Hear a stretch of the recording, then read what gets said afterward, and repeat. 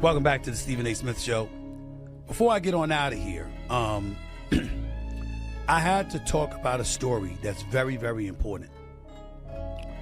And albeit indirectly, it involves Caitlin Clark. Stephen A. Smith finally stopped dancing around it, and the WNBA is not prepared for what he just said.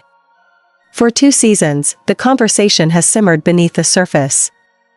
The side comments. The awkward interviews. The visible tension whenever one name dominates every headline. People whispered about jealousy, about resentment, about an unspoken resistance to the biggest star women's basketball has ever produced. But this week, that tension exploded into the open. What happened involving Nike, a Day commercial, Travis Scott, and the Kelce brothers didn't just make waves. It reset the entire power structure of professional basketball. Stephen A. Smith didn't merely defend Caitlin Clark on air. He validated what fans, executives, and sponsors have been watching in real time. Caitlin Clark is no longer operating inside the WNBA economy. She is operating above it. The distance between her influence and the rest of the league has stretched beyond comparison, beyond spin, beyond damage control. The original $28 million deal was never the story. It was the opening chapter. What we are witnessing now is a financial and cultural shift so massive that it threatens to destabilize the league itself. To grasp why this moment matters as much as Stephen A. Smith insists it does, you have to rewind to the precise spark that ignited everything.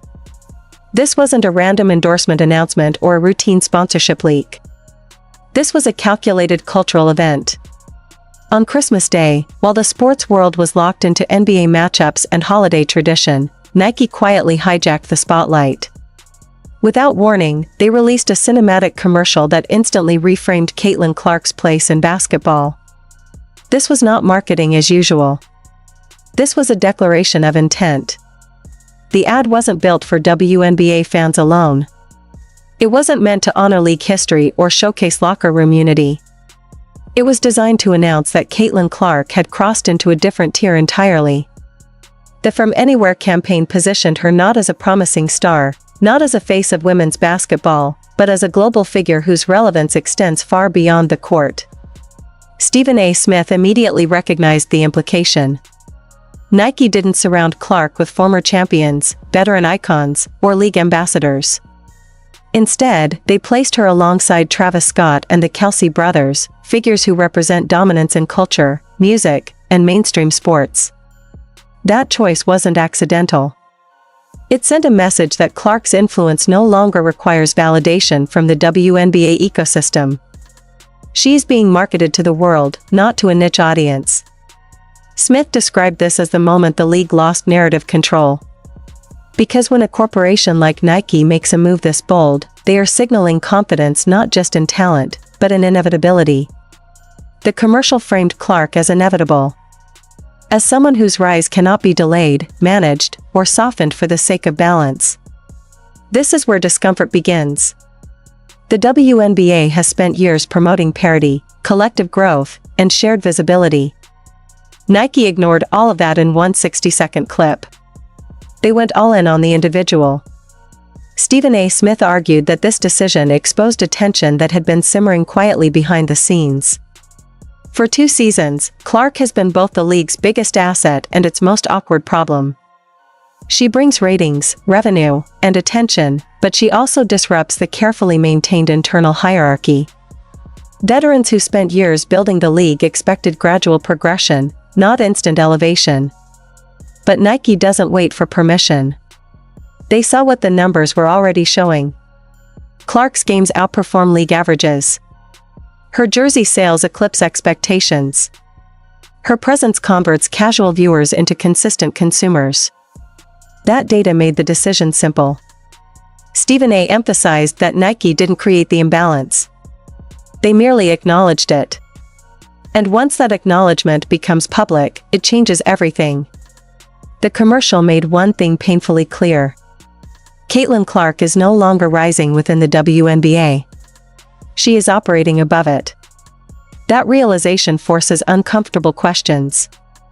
What happens when one player's brand eclipses the institution she plays for? What happens when corporate power aligns fully with an individual instead of the league? Stephen A. Smith framed this as the beginning of a power shift that cannot be reversed. Because once the public sees a player as bigger than the league loses leverage. The old rules stop applying.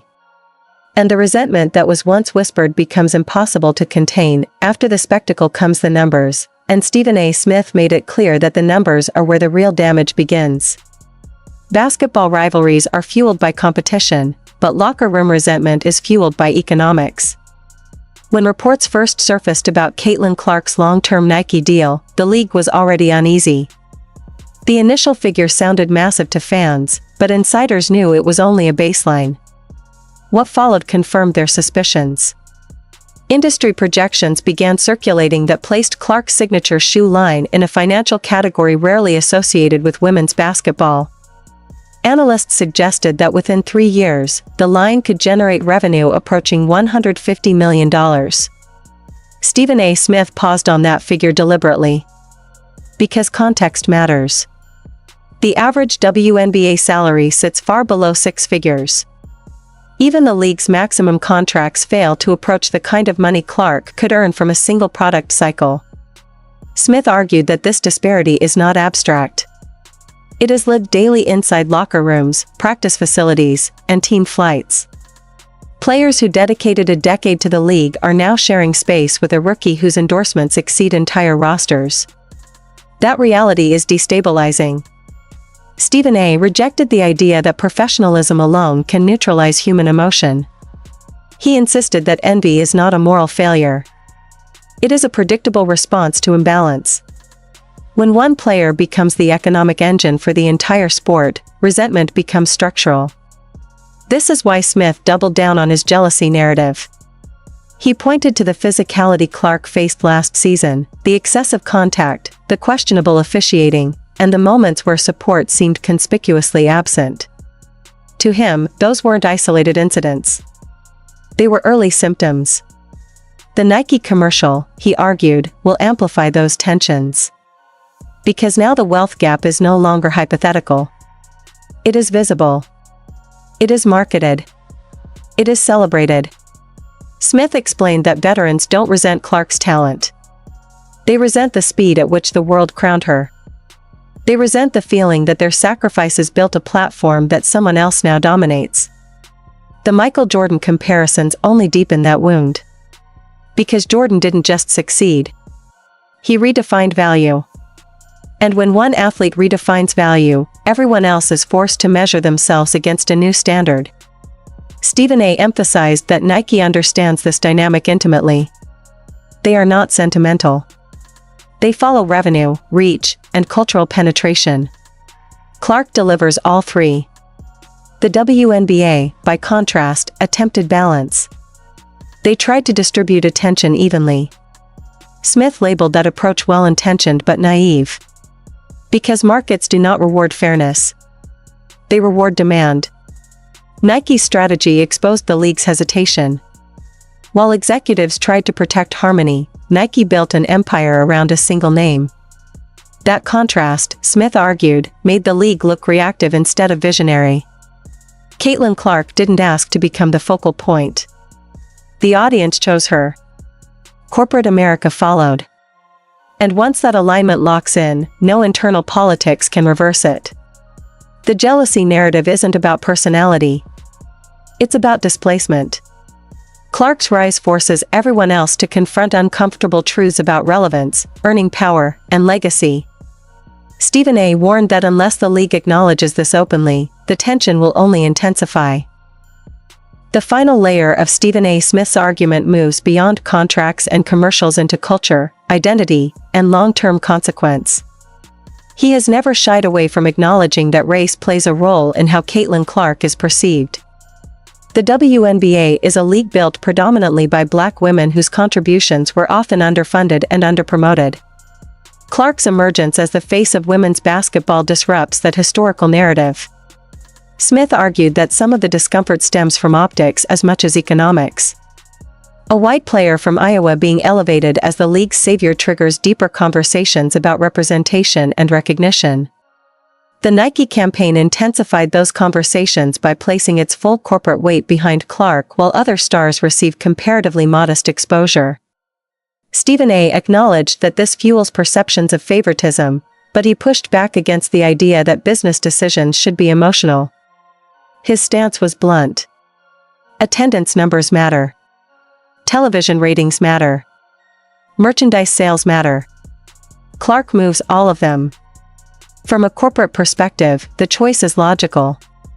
Smith insisted that refusing to capitalize on that momentum would be irresponsible. He also emphasized that Clark's success has tangible benefits for the league as a whole. Improved travel conditions, increased media coverage, and rising sponsorship interest are not coincidences. They are downstream effects of heightened visibility. Yet Smith warned that benefits are often overshadowed by ego. Instead of focusing on growth, internal narratives fixate on hierarchy. The From Anywhere commercial symbolized a cultural crossover that the league has struggled to achieve for decades. By including figures like Travis Scott and the Kelce brothers, Nike positioned Clark within mainstream American culture, not just basketball culture. That crossover appeal expands the audience dramatically. It attracts viewers who may never have watched a WNBA game otherwise. Smith called this the holy grail of sports marketing. Once an athlete transcends their sport, they become insulated. Criticism carries consequences. Aggression draws scrutiny. The league can no longer treat Clark as just another player without risking public backlash. This shifts the power dynamic fundamentally. Stephen A. predicted that future television negotiations will revolve around Clark's presence. Networks invest in predictability, and Clark delivers it. Her absence would impact valuations immediately. That reality places the league in a delicate position. They must support her without alienating others. Smith compared this moment to historical anomalies like Michael Jordan and Tiger Woods. Institutions resist singular figures until they realize resistance is futile. Nike understood this earlier than anyone else. They placed their bet on inevitability. Stephen A. concluded that the upcoming seasons will test whether the WNBA adapts or fractures. Because when a player becomes larger than the league, authority shifts. And once authority shifts, there is no returning to the old balance. This creates an unprecedented power imbalance where Caitlin Clark steps onto the court not just as a player, but as the face of a billion-dollar corporate ecosystem. Stephen A. Smith argues this mental gap cannot be overlooked. Defending someone whose brand value dwarfs your entire career rewires competitiveness. It alters effort. It alters intent. Some players will hesitate. Others will overcompensate. Smith believes that is why the coming season will be the most aggressive, volatile stretch Clark has encountered so far. The stakes are no longer theoretical. The ads are live. The partnerships are locked in. The money is flowing. Nike's decision to fold Clark into its broader cultural universe, alongside music and mainstream sports icons, elevates her beyond league boundaries.